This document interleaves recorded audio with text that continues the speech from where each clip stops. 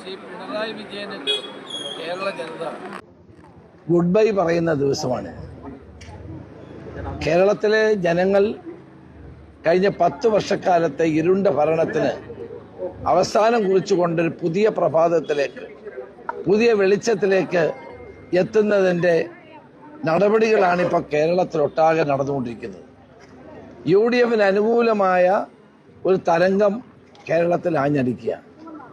എനിക്ക് പറയാനുള്ള good bye Pinarayi Vijayan എന്നാണ്. ഇന്ന് ജനങ്ങൾ ആഗ്രഹിക്കുന്ന ഒരു മാറ്റമാണ്, ഒരു ഭരണമാറ്റം കേരളത്തിൽ ഉണ്ടാവുകയാണ്. അതുകൊണ്ടാണ് അഭൂതപൂർവമായ തിരക്ക് എല്ലാ പോളിംഗ് സ്റ്റേഷനിലും നമുക്ക് കാണാൻ കഴിയുന്നത്. ഞാൻ കഴിഞ്ഞ 3-4 മാസമായി കേരളത്തിൻ്റെ എല്ലാ ജില്ലകളിലും നിയോജകമണ്ഡലങ്ങളിലും ചുറ്റി സഞ്ചരിച്ചുകൊണ്ടിരുന്ന ഒരാളാണ്. ഒരു ഭരണം മാറണമെന്നുള്ള ചിന്ത ജനങ്ങളിൽ വളരെ രൂഢമൂലമാണ്. ജനങ്ങൾ ആഗ്രഹിക്കുന്നത് കേരളത്തിൽ UDF ഭരണം വരണമെന്ന് തന്നെയാണ്. അതനുസരിച്ചുള്ളൊരു വികാരം ഞങ്ങൾക്ക് എല്ലായിടത്തും പ്രകടമാണ്.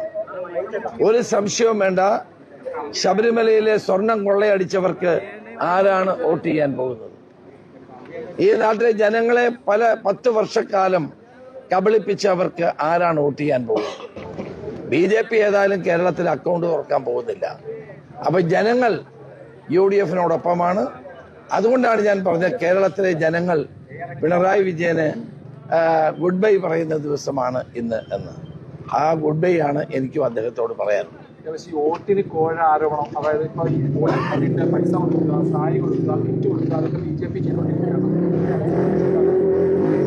വളരെ അധാർമികമായ നടപടികളാണ് BJP കേരളത്തിലൊട്ടാകെ ചെയ്തുകൊണ്ടിരിക്കുന്നത്.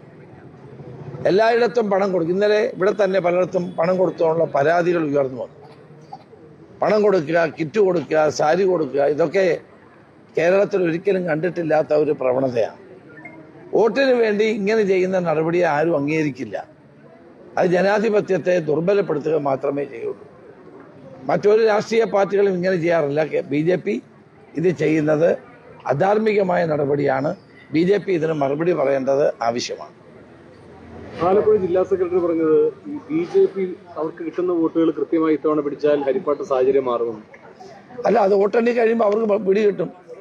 വോട്ടെണ്ണി കഴിയുമ്പോൾ നാസറിനെ പിടികിട്ടും. കഴിഞ്ഞ തവണ ഇത് പറഞ്ഞതാണ്.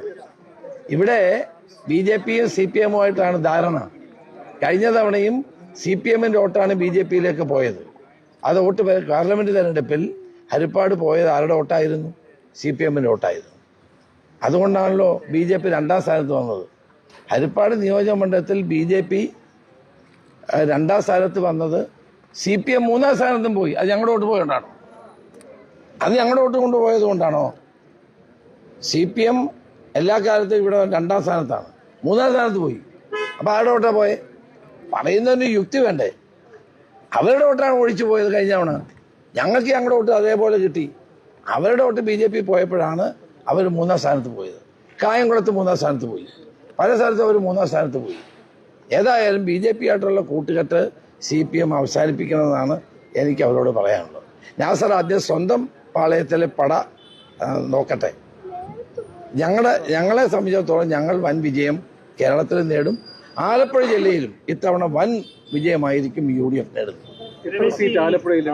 മതവികാരത്തെ വ്രണപ്പെടുത്തുന്ന രീതിയിലുള്ള വീഡിയോസ് ഒക്കെ പ്രചരിക്കുന്നുണ്ടല്ലോ.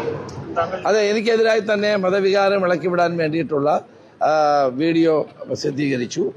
അത് AI വീഡിയോ ആണ്. അതിൻ്റെ പരാതി എൻ്റെ ഇലക്ഷൻ ഏജന്റ് കൊടുത്തു. ഇലക്ഷൻ കമ്മീഷൻ ഗൗരവതരമായി അടുത്ത് കേസെടുത്തിരിക്കുകയാണ്. ഇലക്ഷൻ കമ്മീഷൻ കേസെടുത്ത് നടപടിയായിട്ട് മുന്നോട്ട് പോവുകയാണ്.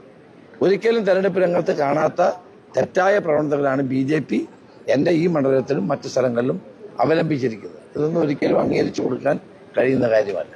സാർ, 8-1 ഇപ്പോഴത്തെ അവസ്ഥ ആലപ്പുഴയിൽ, അത് എന്തായിരിക്കും മാറുക?